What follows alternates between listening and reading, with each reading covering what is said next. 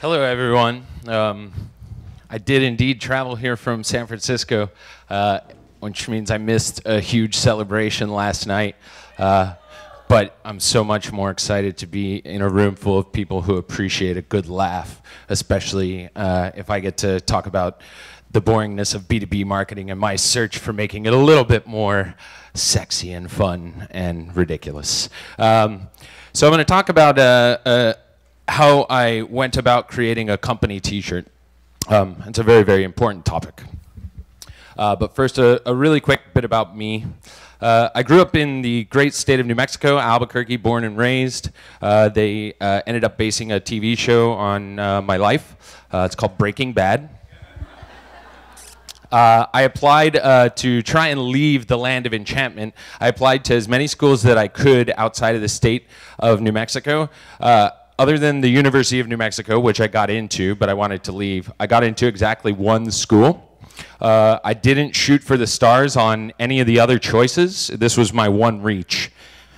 And I got into Stanford. On the same day that I got rejected by Berkeley, and there's a big rivalry there, so it was great for me to feel like I snuck my way in through some admissions cracks and have a good laugh across the bay. Right after I graduated, I started working at the mall. My parents were thrilled.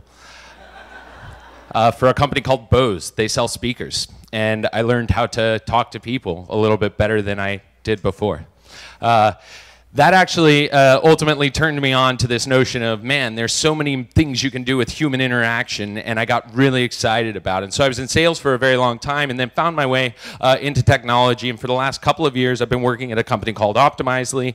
As Dave mentioned, we do website optimization via testing. And so we make it really easy for the people who are looking for ways to stretch their imaginations and create new content, to put that content up on their site and measure it against the original version of their site and figure out through data and truth and numbers what actually produces the best results. So you've got a great joke and you want to figure out if you put that on your homepage, are more people going to click? We make it really easy for you to figure that out. A couple of caveats on today's talk, which is probably going to be disjointed because I'm a little bit ADD, but bold statement number one is customer-centric marketing is proving to become a very valuable way of approaching business. It's not so transactional anymore, and now it's all about creating these relationships and emotional connections with people, and I believe that. The second thing is that those emotional connections that are so critical should be part of that strategy when you think about marketing and becoming a much more customer-focused organization. The third thing, and this is, certainly a preference, but humor, for me, is certainly the easiest way by which I think this can be achieved.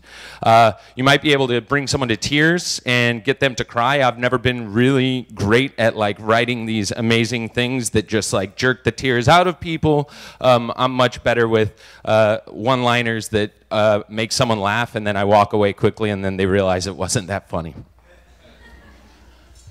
So I'm going to walk through a couple of lessons because that's best practices, because that's what conferences are for, is taking them away and being able to say, hey, I learned this stuff, business boss that paid for me to go to this conference. So the first thing is listen up. There's this notion of affective empathy versus cognitive empathy that I read about in an article, and I didn't really understand it that well. So I was able to distill it down to this, which is, do you really feel me? Empathy is something that is so critical in trying to form emotional connections, and when you're using humor, hopefully you're trying to challenge yourselves to put yourself in the shoes of a reader, of someone on the other end of an experience, and challenge yourself to say, hey, am I thinking that this will generate clicks, or am I thinking that this will generate a feeling that I know, or something that's inside of me that I've felt before? And I think if you do the latter, you end up having a lot more success. Here's an example. So this is some guy writing code, and it says, dear maintainer, once you're done trying to optimize this routine and have realized what a terrible mistake that was, please increment the following counter as a warning to the next guy. Total hours wasted here equals 42. And so this is a great sample of empathy, where someone's like, hey, look, I wasted time. You're about to go through the same situation. Let me make a joke, and we can commiserate together at how terrible this was. The other ways that you can listen to people is Right now, there's tons of tools digitally that you can use, analytics tools and tools that let you listen online. But talking is also something that I think is kind of forgotten this day and age. A lot of people are texting, a lot of people are using digital tools, but they forget to pick up the phone and call a customer. And I think calling your customers and actually talking to them about what they love and what they hate about you and your company and your product is a really valuable thing. Sometimes you have to read through things. So this is from my CEO. So when I joined Optimize, I was the first marketing hire. It was a company of 10 people. Today we are a company of 300. So in 3 years we've grown significantly. But I would occasionally get these emails that would say, hey, I want you to own the company Schwag, which I had to later point out it's actually swag, and Schwag is used to describe bad marijuana in San Francisco. But I saw this and I was like, oh, clearly he wants me to make a shirt. So I made a shirt, and he didn't seem that impressed. So I started thinking about, okay, well, what does he really want me to do? And as I was doing that, I was doing all the rest of the traditional marketing stuff. And so I was like, okay, I'm starting to get it. He wants me to forge some cool tribal cohesion and some amazing cultural emblem for our company, and that's a hard thing to do. So while I was thinking about how I was going to do that, I built a marketing team from the ground up, team of 1 all the way up to 12. And you can see our progress over the course of a couple of years. We did pretty well in driving significant growth in our business. This is just website traffic, but we've done incredibly well up until the point where I was ready to take the leap into that cultural zone. Finally, October 25th, 2013, I realized our marketing team had become a team of about 12. Our company was about 125 or 150 people. And I was like, you know what, Jodie, I don't think you want to be the CMO, grow a team from 12 to 50 kind of guy. You like rolling up your sleeves and making an ass of yourself. And so I talked to our CEO, and we came up with this notion of experimental marketing. And we said, hey, you know what? Something in the B2B world stinks. Is that everybody who is a consumer gets to have all the fun when it comes to the marketing experience. And everyone who's buying software, they're downloading one-pagers and white papers and all that stuff that, hey, it's useful and very informative, but quite frankly, at the end of the day, it doesn't give you that awesome feeling that some of that consumer marketing stuff does. So experimental marketing was really just an idea to say, hey, let's go out and break the system. And so that brings us to our next lesson. So mind your message and your media. So when I was thinking about, hey, how can we go out there and do stuff totally differently? Oh, money. Boss, how much am I going to get? So I asked, you know, what's my budget? And it was zero, really. It was, you got to go figure this out and be guerrilla style. And so I started thinking about ways that I could do things for less, which is the plight of a lot of marketers, and still get some amazing experiences out of it. And so what you see here is a blimp that I purchased for a large conference that happens annually in San Francisco called Dreamforce. A company called Salesforce puts it on, and they had a gala event last year with Green Day and Blondie playing, and it was a whole big to-do. And their standard sponsorship options were $20,000 to start, and that means you get a booth in a tiny little room, or in a big room, and you're just a single dot in a sea of a bunch of booths that people maybe walk by, and that costs 20 grand. And so for 5 grand, I was able to buy a simple custom blimp from some company in Florida that I found online, put my messaging on it, and the message here was simple. Blimp ads don't work. And I used a blimp to tell it. And so minding your message is kind of one thing to think about, and finding creative ways to be a little bit more stand out instead of a little bit more let me blend in with this big room of people helps you do that. But it doesn't stop there, right? The media itself can grow from this. And so after this, I was able to then take that story, which we made a video of, and create content around it. How do I sponsor a conference for a fraction of the price? And this was a tongue-in-cheek post that basically went through, okay, here's some things you're going to need. A 15-foot blimp, right? And talked about all these silly things. The second thing is value expectations. So this is a campaign I ran because I'm really interested in what we expect is going to happen and how it actually plays out as being something to consider when you're marketing and when you're using humor and when you're using emotions. And so I canvassed San Francisco with 1,200 fake parking tickets on Valentine's Day. And you can see on the left, there's the ticket, and it was, you know, Lieutenant Love and location straight from the heart, violation of section being too cool for school, and melting hearts. And what you see on the right is what actually happened from those tickets. Now, keep in mind, this was something that people had to actually take a physical ticket, read all the way down to the bottom. You see that? Oh, I cut off the bottom, so you can't see. There's a site that I created for it called thisisnotaTicket.com. And people had to go and fill out a survey, a 3-question survey. Now, I've email blasted so many thousands of people, and I have never seen a survey convert this well. And so it tells you something about this notion of expectation and emotion. And if you can look for ways to leverage what someone thinks might happen and take a bad moment and turn it into something that's really positive, then you stand to gain attention, but you also stand to form a much more emotional connection with people that drives them to do things that in their daily life they ignore in bulk. And the stories that I got on top of it were really incredible. And people submitted some really wonderful feedback about how it actually just like took them completely by surprise and turned a bad moment into something that they loved. So I had to do an inbox search for this because I remember one time my boss, Dan, our CEO, he told me, hey, you could crush this, and that's all I could remember. My memory works really funny ways. And so I did this search, and I was like, yeah, what was it again? Oh, yeah, it was this video. And so there's this company called New Relic that did a nerdy rap video. And I didn't respond to him. I'm really bad with email, so he followed up again, and I didn't respond again. I was still building the marketing team at this point. But eventually, he got his wish. I created a character, and actually, someone asked a question earlier today where they were like, hey, should you be guarded at work? It's a little bit like, you know, scandalous sometimes to try and stretch yourself and be humorous and create those uncomfortable situations. What I did is I just created a character instead so that I could blame him for everything. This is MC Commerce. And so I wrote a rap about our company, and I performed it for a couple of people, started small, and then I did it internally for the whole company. Everybody liked it. And as things kept going, now we had TechCrunch Cribs come over, and they wanted to meet MC Commerce, and we had our first user conference. I actually wrapped it live on stage there, and I started doing seeing some cool results from it, right? And so my bigger vision was to say, hey, I want to create a hip-hop mogul for data.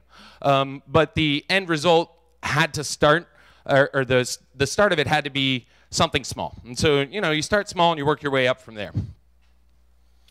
The next lesson is to be ready, right? So when something comes along that you can jump onto the coattails of, do it, right? Daft Punk ran a really incredible campaign for their last album, Random Access Memories.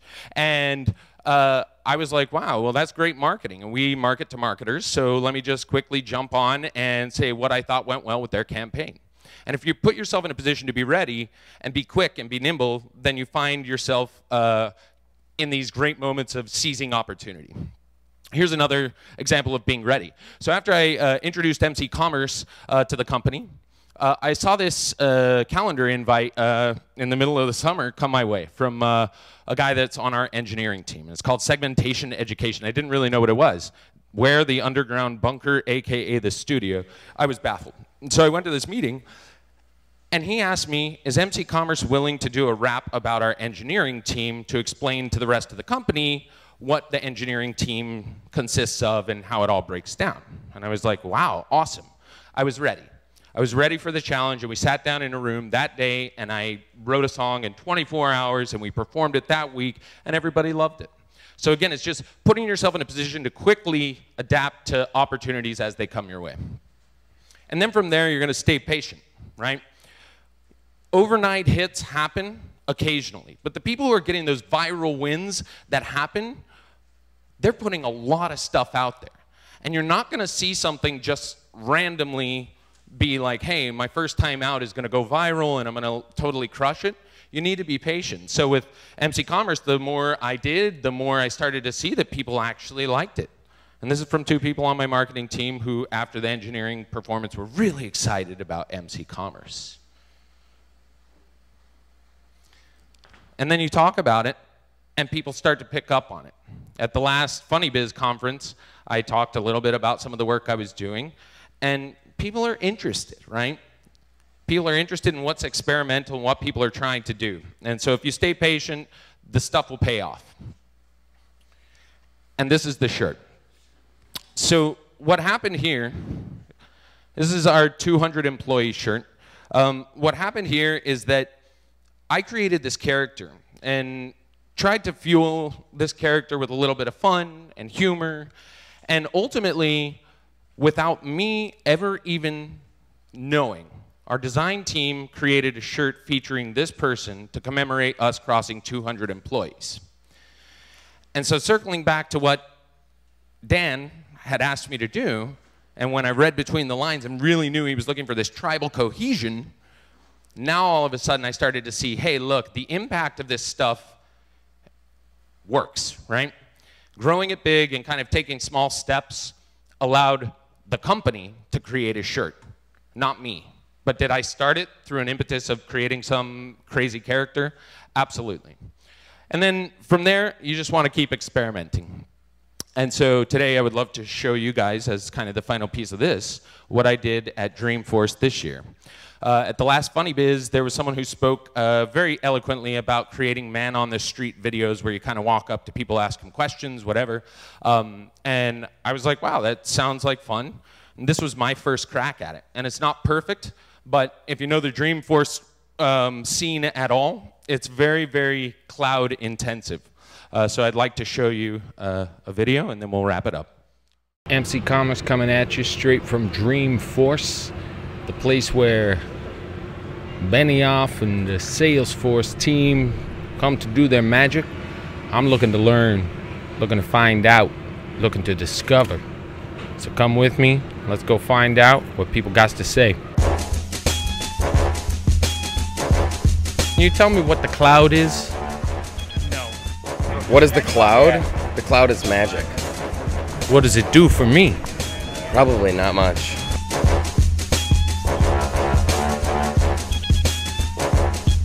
How is the conference going for you so far? So far, so good. So far, so good. I'm trying to get to the bottom of one thing. What is the cloud? I know. You and me both. Can you tell me how to get to the cloud? It's that direction. What is the cloud? The cloud is a big amorphous space up in the sky where we Oh man, amorphous. What does that mean? undefinable. That's like the story of my life. Excuse me, can one of you guys tell me how to get to the cloud? Get to the cloud, you're here, man. Can you tell me where I can find the cloud? They were no help. I'm looking for something. I just want to find the cloud. Look up. Overall, the answers seem to be all sorts of different directions. So I'm more confused than ever before, but someone told me if I walk on over that direction, I might find the cloud. Am I on your list? I think I can get you on the list. Well, the actual VIPs are right down that way. So if you go down there, you will run into all of the VIPs. I've been informed that the VIP access is now closed, so they're not letting any more people in through the back. Just to let you know, you're probably off the hook, but you may want to check in with them. Okay, thank you. Thank you. Thank you. Thank you. Thank you. I just been informed that VIP access is actually now closed, as they did not let me in, so Go away. we're doing a little bit of documentation for us. Trying to get to the bottom of this because my agent's making me get out here and learn a little more about technology. What is the cloud? The cloud is where you can run all your applications and all your business processes virtually on one platform. I was here to find out about the cloud and mobile apps, and I think I've done that. And if I think about my findings, what I think I realized is that the invitation for everything that we're going to be doing is to find something that